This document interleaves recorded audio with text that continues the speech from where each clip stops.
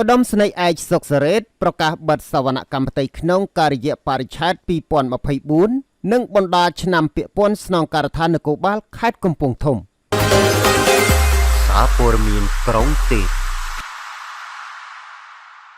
ឯកឧត្តមស្នេហ៍ឯកសុកសារ៉េតអគ្គនាយករងតំណាងឯកឧត្តមស្នេហ៍ឯកងួនស្រេងអគ្គនាយកនៃអគ្គនាយកដ្ឋានសវនកម្មផ្ទៃក្នុងក្រសួងមហាផ្ទៃបានអញ្ជើញជាគណៈអធិបតីក្នុងពិធីប្រកាសបិទសវនកម្មផ្ទៃក្នុងការិយាបរិច្ឆេទ2024និងបណ្ដាឆ្នាំពាក់ព័ន្ធនៅស្នងការដ្ឋាននគរបាលខេត្តថ្ងៃទី30ខែកញ្ញាឆ្នាំ2025ជាកិច្ចចាប់ផ្ដើមលោកឧត្តមស្នេហ៍ត្រីខេនឈុនកោស្នងការរងតំណាងលោកឧត្តមស្នេហ៍តូហេងសុផលស្នងការនគរបាលខេត្តបានថ្លែងថាថ្ងៃនេះលោកមានក្តីសោមនស្សរីករាយក្រៃលែងនិងសូមថ្លែងអំណរគុណយ៉ាងជ្រាលជ្រៅចំពោះវត្តមានឯកឧ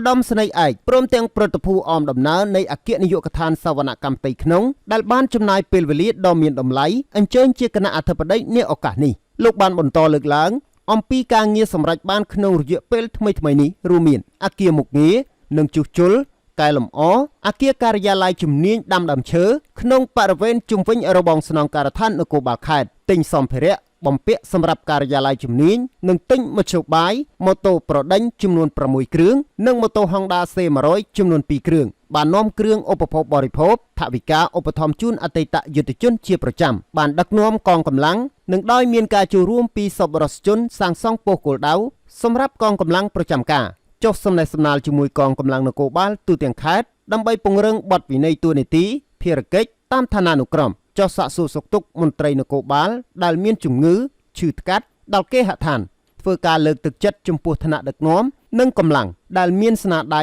ក្នុងការអនុវត្តតួនាទីភារកិច្ចជូនអង្គភាពបើកវគ្គបណ្ដុះបណ្ដាលបំប៉នជំនាញរយៈពេលខ្លីដល់កងកម្លាំងឡាក់ជាមួយគ្នានេះដែរលោកបានណែនាំដល់អស់លោកស្រីដែលមានវត្តមាននៅក្នុងពិធីត្រូវត្រង់ត្រាប់ស្ដាប់កត់ត្រានៅអនុសាសន៍បទពិសោធន៍ដ៏មានតម្លៃរបស់ឯកឧត្តមគណៈអធិបតីដើម្បីជាត្រីវិស័យសម្រាប់អនុវត្តតួនាទីភារកិច្ចជំនាញជាប្រចាំថ្ងៃសម្រាប់បានជោគជ័យបន្ថែមទៀតឯកឧត្តមស្នេហ៍ឯកសុកសារ៉េតអគ្គនាយករងនៃអគ្គនាយកដ្ឋានសវនកម្មផ្ទៃក្នុងមានប្រសាសន៍សំណេះសំណាលជាមួយកងកម្លាំងដោយថ្លែងថាការចុះធ្វើសវនកម្មគឺដើម្បីត្រួតពិនិត្យលើប្រព័ន្ធដឹកនាំតាមបណ្ដាផ្នែកជំនាញនីមួយៗវាតម្លៃលើភារកិច្ចជំនាញតម្រង់ទិសកែលម្អចំណុចខ្វះខាតមួយចំនួនតាមបណ្ដាឆ្នាំពាក់ព័ន្ធជាពិសេសលើកទី1ការងារគ្រប់គ្រងទី2ការងារគ្រប់គ្រងហិរញ្ញវត្ថុគ្រប់គ្រងទ្រព្យសម្បត្តិរដ្ឋមានអចលនទ្រព្យចលនទ្រព្យទី3ត្រួតពិនិត្យកញ្ចប់ថវិកាទី4ការងាររដ្ឋបាលទូទៅឯកឧត្តមបន្តថ្លែងថា